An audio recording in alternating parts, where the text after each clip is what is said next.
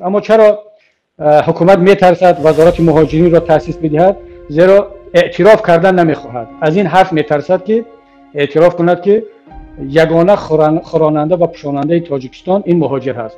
حالا اگر بیاد وزارت مهاجرین تأسیس کند، اگر اعتراف کند که تکیهگاهی یا ستون ملت که ما مهاجرین هستند، پس سوال با وجود میاد که پرزیدنت چیکار میکند؟ حکومت چیکار میکند؟ این همه وزارت و وزارتخانه‌های دیگر چیکار میکنند که یک مهاجر توانسته است با بیل و کلند و با جاروبش ملت را بخوراند، ولی یک پرزیدنت با این قدر ارمیه و ارتش و پول و بودجه و منصبدارش نمیتواند وظیفه خود را برابر یک مهاجر انجام دهد.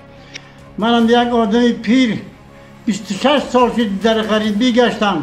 در غریب 26 سال محنت کردم، جان کندم، کار کردم که زندگی پیش برم.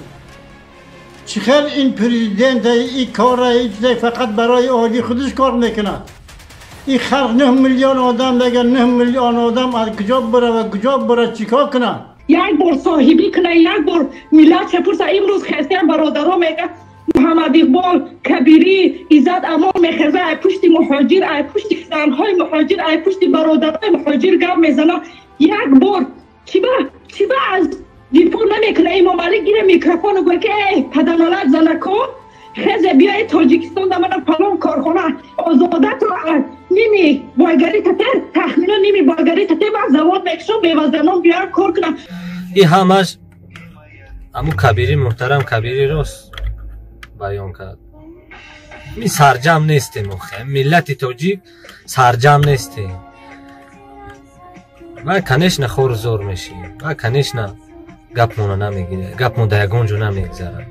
سازمان اپوزیسیونی در تمام دنیا، چه اروپا است چه در شرق است، وظیفه‌اش این گفتن کمبودی‌های جامعه است، نه تنها کمبودی‌های حکومت بلکه آشکار کردن مشکلات است. وقتی که خود حکومت همیشه خودش را تعریف میکند، باید که یک نیرو یک گروه از کمبودیان صحبت کند.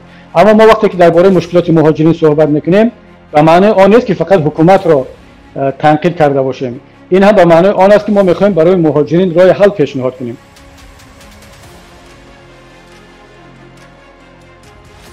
برای مثال وقتی که من هنوز در داخل کشور بودم و وکیل مجلس نمایندگان بودم، یکی از پیشنهادهای اساسی من، حتی این پیشنهاد ما در برنامه حزب ما در برنامه پیش از انتخاباتی بود که باید در تاجیکستان وزارت مهاجرین تأسیس داده شود.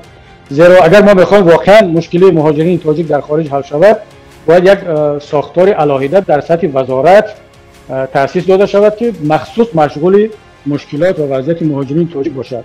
ما بیشتر از 2 میلیون مهاجر داریم. در کدام ساحه تاجیکستان ما اینقدر کارمند داریم؟ ما وزارت طب تندرستی داریم، چقدر آدم کار میکند؟ من فکر نکنم که 2 میلیون باشد. ما وزارت صنعت داریم، خود پرزیدنت گفت که چند میلیون آدم در ساحه صنعت کار میکنند، فقط چند هزار کارگر در ساحه صنعت باقی مونده، ولی وزارت صنعت داریم. ما صنعت نداریم ولی وزارت صنعت داریم. ما طریق طب نداریم، طب تاجیکستان از بین رفته است، ما وزارت تندرستی داریم. ما ساحه کشاورزی هم قریب از بین رفته ایستاده است. دیگر مردم رو به هجرت آوردن، وزارت کشاورزی داریم. چرا وقتی که 70% درآمد کشور از حساب مهاجرین است، 70% عائله‌های تاجیکستان از حساب مهاجرین خوانده و پوشانده میشوند، مگر مهاجر تاجیک حق ندارد که یک وزارت داشته باشد؟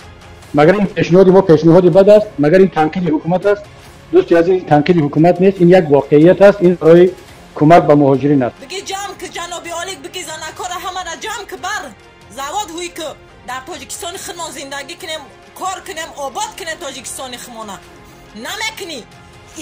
خالی که جا تا خالی که یه آدم دیگه بیاید جای تو را بگیره خلق جمع گیر کنه، ای خنکی و ای تنکی ای غریبی بگیره چی کنه تا که ما خب کنیم.